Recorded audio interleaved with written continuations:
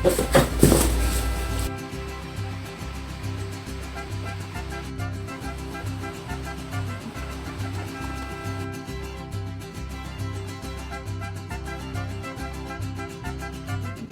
hi guys, how's it going? It's a brand new month in 2025. How's your day been so far? I hope you're feeling refreshed and ready to take on new goals. Let's start this one strong together. Today, I thought I'd take you along for a slow, peaceful morning tour, just sharing the vibe, my space, and how I ease into creative work.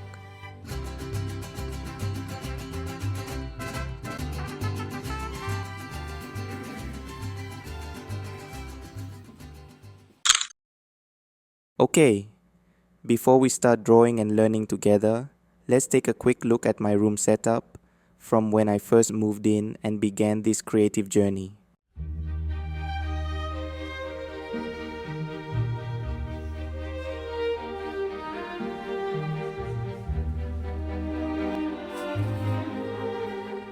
I'm excited to show you my new studio space. It might not be huge, but it's definitely a step up from before. It's a bit bigger, which gives me more room to create and work. I'm really happy with how it's coming together, and I can't wait to keep updating and improving my setup in the future.